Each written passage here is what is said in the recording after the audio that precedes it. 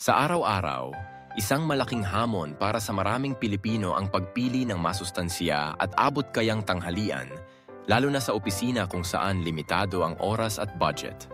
Karaniwan, ang budget para sa lunch ay hindi lalampas sa 100 pesos. Kaya't madalas nagiging pagpipilian ang mga fast food meals o mga instant food na mas mura. Ngunit sa kabila ng limitadong halaga, posible pa ring makapaghanda o makabili ng masustansyang pagkain na hindi lamang nakakabusog, kundi nakakatulong din sa kalusugan at produktibidad sa trabaho. Simulan natin sa pinakapraktikal na opsyon, ang mga abot-kayang meal combos mula sa mga lokal na fast food chains. Sa Jollibee, halimbawa, makakakuha ka ng Jolly Spaghetti Solo sa halagang 60 pesos at Yum Burger Solo sa 40 pesos. Kapag pinagsama mo ito, makakabuo ka ng isang meal sa halagang 100 pesos na may sapat na carbohydrates at protina. Bagamat fast food ang mga ito, maaari mo pa ring mapili ang mas magaan at hindi masyadong mamantika. Kapag kinailangan ng mabilisang lunch at wala ng oras magluto, ang ganitong mga option ay tunay na kapaki-pakinabang para sa mga empleyado.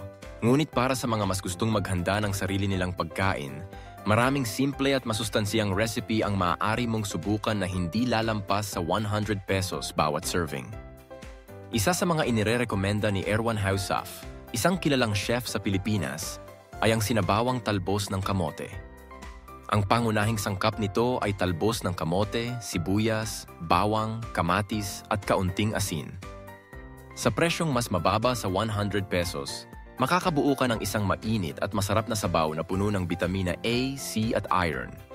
Madali itong ihanda sa bahay. Igisa lang ang bawang, sibuyas at kamatis. Tapos ilagay ang talbos at tubig, pakuluan at handa na ang iyong lutong bahay na lunch. Isa pang abot kayang recipe ay ang sartsyadong galunggong. Ang galunggong ay isa sa mga pinakaabot kayang isda sa palengke. Kadalasan ay nagkakahalaga lang ng 50 pesos hanggang 80 pesos bawat kilo. Para sa sartsyadong galunggong, kailangan mo lang ng pritong galunggong, itlog, sibuyas, bawang, kamatis at kaunting tubig. Igisa ang mga gulay, ilagay ang pritong isda, batihin ang itlog at isali sa sabaw.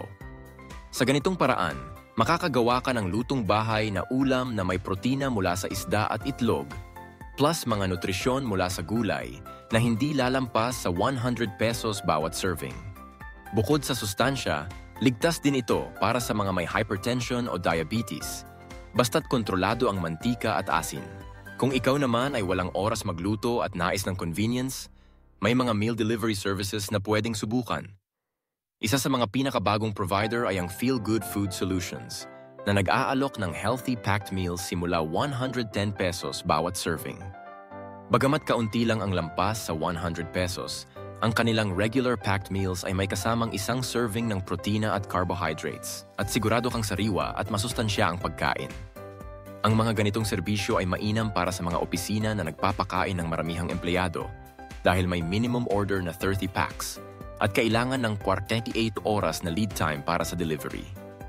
Sa ganitong paraan, hindi mo na kailangang mag-alala sa pagbaon, lalo na kung abala ka sa trabaho. Para sa mga nagtitipid, may mga paraan pa para mapalawak ang meal options.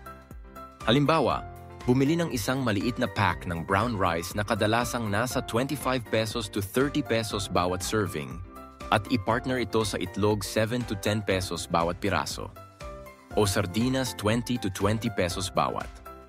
Sa simpleng brown rice at itlog na may kaunting kamatis o pipino bilang side, makakabuo ka ng balanced meal na mataas sa fiber, protina at bitamina at hindi lalampas sa 70 pesos. Kung sardinas naman ang partner, dagdag pa ang omega-3 na mabuti para sa puso. Kung gusto mo ng vegetarian option, maaari kang maghanda ng ginisang ampalaya na karaniwang nagkakahalaga ng 20 to 30 pesos bawat piraso sa palengke. Igisa lang sa bawang, sibuyas at kamatis, lagyan ng itlog kung gusto mo at may masustansyang meal ka na. Ang ampalaya ay kilalang source ng antioxidants at nakakatulong din sa sugar control. Para sa mga mahilig sa kanin, pwede kang mag-prepare ng rice toppings na madaling gawin. Magluto ng plain rice, tapos lagyan ng tinadtad na ginisang gulay tulad ng sayote, carrots at repolyo. Lahat ay abot kaya sa presyong 10 to 20 pesos bawat gulay. Igisa sa kaunting mantika at asin at may vegetable rice bowl ka na.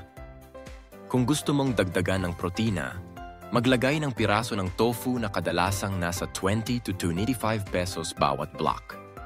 Ang ganitong meal ay hindi lang mura kundi napaka-nutritious at pwedeng pang-office lunch. Sa mga gustong magbaon ng cold lunch na hindi na kailangang initin, subukan ang classic na chicken sandwich. Maglagay ng shredded chicken mula sa leftover or in-steam na manok. Usually 40 to 50 pesos bawat serving. Kaunting mayonnaise, pipino at lettuce. Sa whole wheat bread, 15 to 20 pesos bawat piraso. Ang sandwich na ito ay high in protein, may fiber at hindi mabigat sa tiyan. Perfect para sa mga busy office workers. Pwede mo ring palitan ang manok ng tuna flakes in water para sa mas healthy option. Bukod sa mga nabanggit, ang pagbili ng mga ready-to-eat salads ay unti-unti nang nagiging popular. Sa mga groceries, kadalasang may nabibiling packed salad greens na nasa 50 to 70 pesos bawat pack. Ihalo ang ilang cherry tomatoes, 20 pesos bawat maliit na pack. Cubes ng keso, 20 pesos bawat serving. At kaunting dressing. Sa budget na 100 pesos, may fresh salad ka na na pwedeng dalhin sa opisina, healthy, mabilis, at hindi nakakaumay. Sa huli, ang pagpili ng masustansyang pagkain para sa office lunch ay hindi kailangang mahal o komplikado.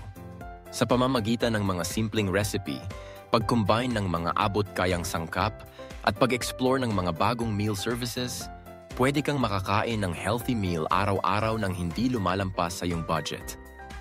Ang mahalaga ay maging mapamaraan sa pagpili at paghahanda ng pagkain.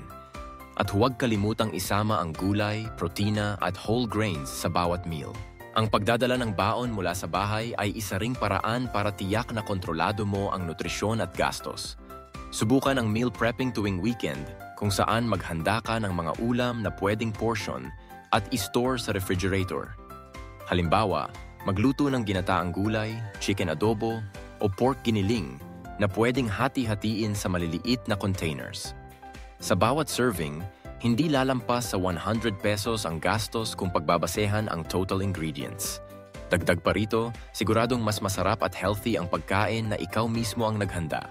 Kung ikaw ay nagtratrabaho sa malalaking opisina o call center, pwede ring mag-organize ng baon swap, kung saan magdadala ang bawat isa ng iba-ibang healthy ulam at magpapalitan kayo. Sa ganitong paraan, mas marami kang matitikman na healthy meals at mas tipid pa sa gastos. Sa kabila ng lahat, ang pagpili ng healthy 100 pesos below meals para sa tanghalian sa opisina ay posible at praktikal. Mula sa fast food combos, lutong bahay na ulam, ready-to-eat salads, hanggang sa meal delivery services, napakarami ng opsyon para sa bawat uri ng empleyado. Ang susi ay ang pagiging mapamaraan, informed, at creative sa pagbuo ng masustansyang pagkain sa abot-kayang halaga. Sa ganitong paraan, hindi lamang nakakatipid, kundi nakakatulong din sa kalusugan, konsentrasyon at overall well-being sa trabaho araw-araw.